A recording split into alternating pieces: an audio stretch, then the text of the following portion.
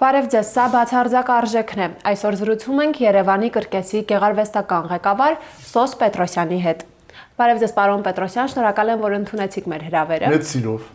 Պարոն Պետրոսյան, թերևս վերջին տարիներին ձեզ համար ամենից հաճախ հնչող հարցը՝ ինչ եղավ կրկեսը, երբ պատրաստ կլինի։ Շատ դժվար հարց է։ Տվեցիք հենց առաջի հարցը, բայց կարելի է պատասխանել։ Ես երբ տնից դուրս եմ գալի, մեր տունը կրկեսից շատ հեռու չի։ Մի 100-120 հոգի մոտենում են, ասում են ընկեր Պետրոսյան, երբ կլինի կրկեսը։ 15 թվականին ես ասում էի կլինի այս տարվա վերջը։ 16-ին ասում եմ կլինի, հիմա էլ 17-ն է արդեն վերջանում, սկսվել։ Աշխատանքները գնում են, բայց չեմ կարծում, որ կրկեսի շենքը դա շաբլոն շենք չի, որ դնեն հարկերով, այնտեղ այնպիսի դժվար մաշիներիա է, դժվար կառույց է, բայց եկեք չմոռանանք, թե ով է կրկես կառուցում և շնորհակալություն հայտնել այդ մարդկանց, Տաշիր գրուպը, որը քաչ իմանալով, որ կրկեսը բիզնեսի աղբյուր չէ, այս մարդիկ շատ մեծ շնորհակալություն, այս մարդիկ Հայաստանին կրկես են նվիրում։ Մոտ ապագայում արդեն պատրաստ կլինի շենքը։ Այո, կարծում եմ, որ հիմա արդեն հատուկ տեխնոլոգիաներով պատրաստված կրկեսի տանիքը դրվում է, մի քանի օրից կվերջանա և կսկսվի ներքին հարդարման աշխատանքները, և կարծում եմ մյուս տարվա սկզբներին կրկեսը արդեն պատրաստ կլինի, ճիշտ է ժողովուրդը շատ է սպասում, բայց թող մի քիչ էլ սպասեն, մենք կունենանք վերջապես մոդեռնիզացված կրկես։ Այս ընթացքում կրկեսի անձնակազմն ինչով էր զբաղված, շուրջ 5 տարի է ինչ կրկեսի շենքը այլևս կարելի ասել գոյություն չունի։ Այո, հենց կրկեսի քանդվելուց հետո մենք մյուս օրը արդեն ունեինք տարածք Ագաթանկղեոսի 5 հասցեում և մենք մեր բոլոր ստեղծագործական աշխատանքները տանում ենք այդ տարածքում մինչ օրս։ Մենք մի օր չենք կանգնել։ Շատերին թվում է, որ կրկեսը քանդվել է, մենք էլ այսպես նստած, ոչինչ չենք անում։ Ընդհակառակը աշխատանք ավելի շատացել է։ Լեոնիդ Ենգիբարյանի ստուդիան, որի ընդունելությունները գնում են այս օրերին նույնպես։ Ստուդիայի սաների ուժերով չկա մեկ ամիս, որ մենք ելույթներով հանդես չգանք Հայաստանի այս կամ այն մարզում։ Արցախում մի գյուղ չի մնացել, որ մենք բարեգործական ելույթներ չենք ունենում։ Էլ չեմ ասում զորամասերում։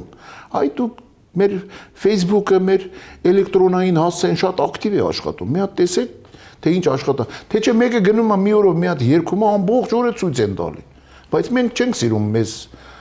ռեկլամի ենթարկել։ Ու ուրախալին նա է, այս վերջերս Արցախի հեռավոր գյուղերից մեկ և այն զինվորները, որոնք մեր բարեգործական ելույթների ժամանակ ներկա են գտնվել, ավարտելով իրենց զինծառայությունը, գալիս են և ընդունվում են մեզ մոտ։ Տեսել են և ուզում են կրկեսային արվեստ։ Մենք սիրով նորից կրկնեմ անվճար ընդունում ենք և անում ենք ամեն ինչ, որպեսզի մենք մի օր չենք կան։ Իսկ դերասանները ձեր հարցը ամփոփեմ պատասխանելով։ Չկա մի դերասան, ամենայն պատասխանատվությամբ եմ հայտարարում, որ պարապ լինի, գործ չունենա։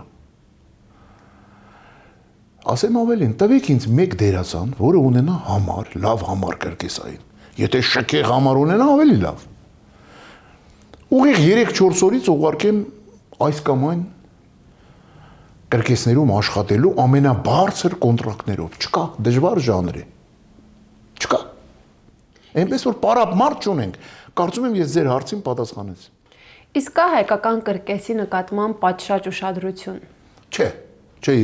Չէի ասի, որ կա, օրինակ պետությունը,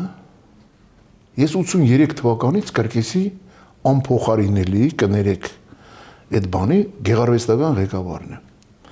Կրկեսային արվեստի զարգացման համար ոչ մի լումա չի ներդրվել։ Թեկուզ մի հատ կոստյում կարենք, էլ չեմ ասում լայնամասշտաբ բեմադրություն, բայց մենք միշտ աշխատել ենք։ Բայց դիմում եք, բողոքում եք։ Անպայման ինչի բողոք ենք։ Դիմում ենք, տեսնում ենք, որ չեն անում, մենք չենք սիրում խոսել, որ կտուրը կաթում է եւ այլը, թատրոնների նման։ Մենք ինքներս ենք անում եւ աշխատում ենք։ Հիմա կարծում եմ նոր կրկեսում մենք կաշխատենք նույնպես նորովի եւ այս վերջերս մենք ի պատասխան ձեր հարցի թատրոնի եւ կինոյի ինստիտուտում բացեցինք ռեժիսուրայի կուրս։ Չէ՞ որ նոր կրկես ենք ունենալու եւ պետք է այն մշակույթը ժողովուրդը հենց մտնում է կրկես, սկսած հանդերձարաններից, կաֆեներից, տարածքից, կունենանք Ենգիբարյանի անվան թանգարան, այս բոլոր մշակույթը պետք է մեր երիտասարդները սովորեն եւ ոչ միայն ռեժիսուրայով զբաղվեն կամ դերասանությամբ, այլ մենեջմենտով։ Իսկ հետաքրքրված են երիտասարդները։ Կան եւ 12 հոգի մենք ունենք մեր կուրսում։ Եվ ես աշխատում եմ իմ օգնականների հետ իրենց մեջ սերմացնել հենց այդ համակարգը, այդ ուղղվածությունը։ Եվ կարծես թե արդեն ստացվում է, մյուս տարի նույնպես կաշխատենք շնորհալիներին ընդգրկել մեր թատրոնի եւ կինոյի ինստիտուտի ռեժիսուրայի բաժինը։ Պարոն Պետրոսյան, երբ խոսում ենք կրկեսից, չեն կարող չխոսել ՀԽՍՀ ժողովրդական արտիստ, ծաղրացու հայ կրկեսի տաղանդավոր դերասաններից մեկի Լեոնիդ Ենգիբարյանի մասին, ով ձեր կյանքում մեծ դեր է ունեցել, կարելի է ասել նա է ձեզ եւ կրկեսն իրար կապող օղակը։ Իմ ամբողջ գիտակցական կյանքը կապված է Ենգիբարյանի հետ։ Հիշում եմ 63 թվականին ես զբաղվում էի սպորտով, խաղում էի Վրաստանի պատանիների ֆուտբոլի հավաքականում, Պարի էի գնում, ըմբշամարտի, բոքսի բան, հանկարծ 83 թվականին, 63 ներողություն, 63 թվականին տեսա հայկական ֆիլմ ա գնում Թբիլիսի Սաքարթվելո կինոթատրոնում։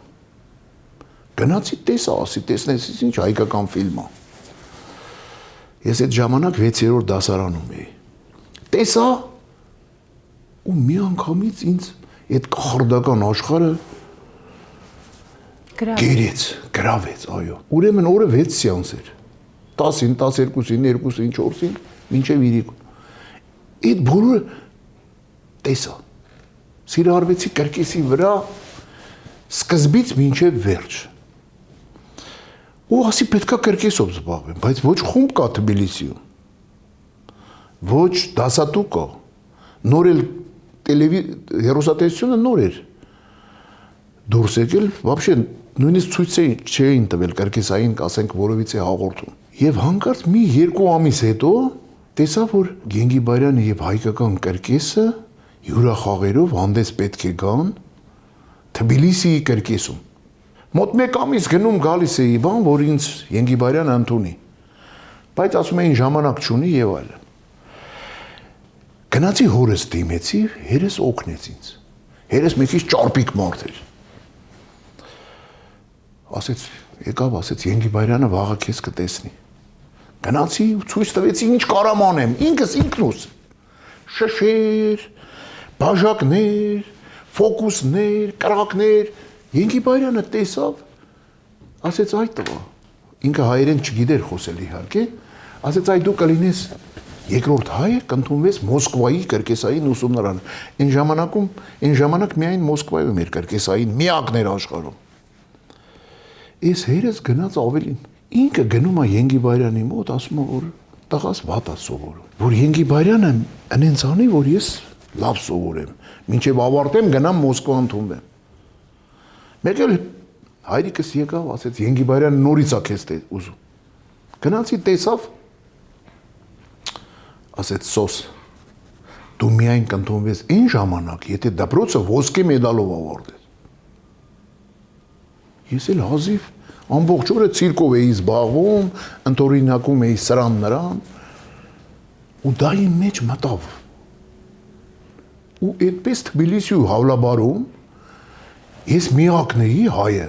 որ ոսկի մեդալով ավարտեցի 109-րդ դպրոց։ Գնացիք Մոսկվայի համալսարան, սովորեցիք, ասում են այս տարիներին շատ մտերիմ հարաբերությունների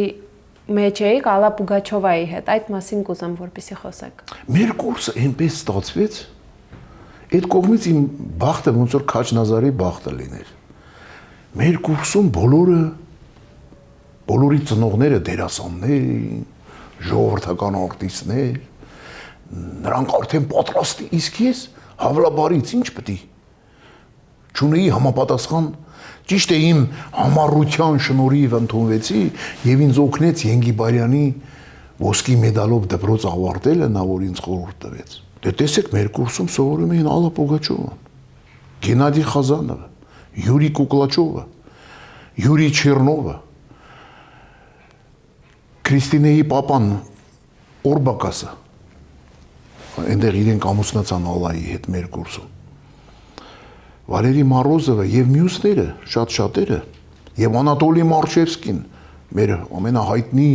կրկեսային գործիչներից մեկը։ Ինչպիսին էր ձեր եւ Պուգաչովայի հարաբերությունները։ Շատ լավ, մեր կուրսը ստեղծագործ Յուրի Պալիչ Բելովը, որը մեր կուրսի ղեկավարն էր, նա ստեղծեց մի մթնոլորտ, որ բոլորը զարգանում էին։ Նա լոկ միայն դասատու չէր մեր։ Ինքը իմիջիայլոց Յուրի Պալիչ Բելովը նաև Ենգիբարյանի դասատուն էր։ Այս վերջերս մահացավ։ Եվ մեզ մոտ նորմալ հարաբերություններ էր, շատ պատմություններ կա կախված Ալլա Պուգաչովայի հետ, բայց Ալլա Պուգաչովան եւ Նիկոլաս Օրբակասը մեր կուրսում իրենք սիրահարվեցին եւ եկավ ամուսնության պահը։ Մենք այդ ժամանակ հյուրախաղերով հանդես էին գալիս Սամարայի, այն ժամանակ Կույբիշևի մարզում։ Արսնիքի այսպես թամադան ես ընտրվեցի եւ մենք մի 10 շիշ օղի առանք, այն ժամանակ այդպես էր։ Մի քիչ ուտելիք, բան, ես էլ որպես հայ խորովածները բանը արեցի, այդ նկարները բոլորը կա։ Եվ ամուսնացրեցինք Ալլա Պուգաչովան եւ Նիկոլաս Օրբակասը։ Իդեպ Նիկոլաս Օրբակասը Ալլա Պուգաչովայի առաջին ամուսինն էր եւ ոչ վերջին։ Փաստորեն ձեր հայրիկի ճարպկության շնորհիվ դուք հանդիպեցիք Ենգիբարյանին, կրկեսն արդեն ձեզ անչափ հետաքրքրում էր, ձեր խոսքում նշեցիք նաև, որ կրկեսը մտել էր ձեր մեջ։ Հետաքրքիր է, որ կրկեսը ոչ միայն ձեր մեջ է մտել, այլև ձեր սերունդների, ձեր որդու, ձեր թոռնիկի, իդեպ երեքդ էլ նույն անունն եք կրում։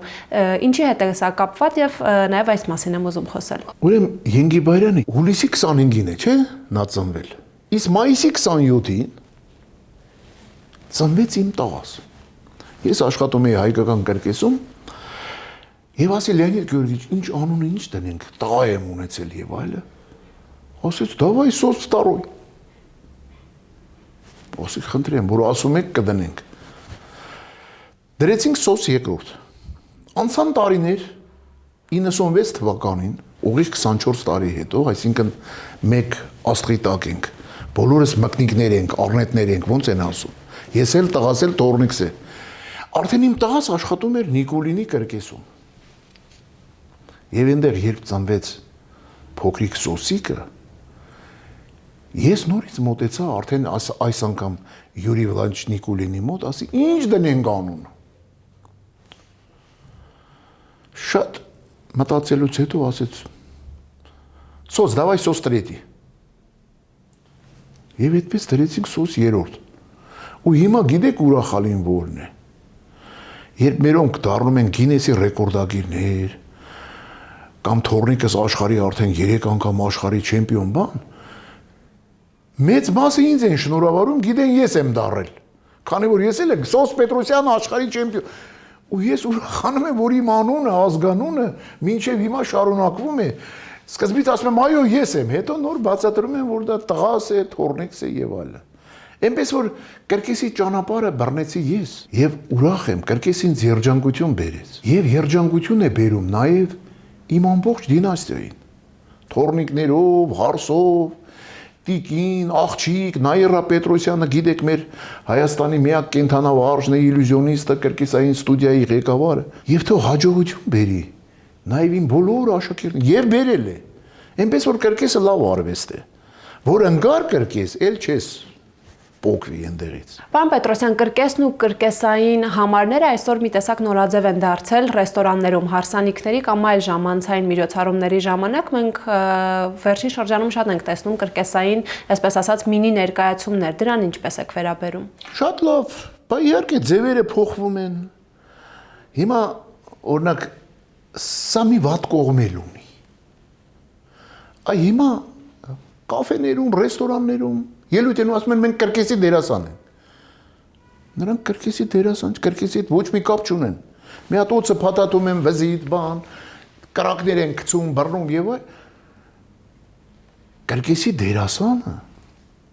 հիմնական իր տեղը դա կրկեսն է։ Իհարկե գոյություն ունեն կրկեսի այլ բեմահարթակներ։ Օրինակ, թեկուզ իմ դինաստիայի մասին ասեմ։ Նրանք հիմա աշխատում են տարբեր կազինոներում, Լաս Վեգասում, հիմա այնտեղ են։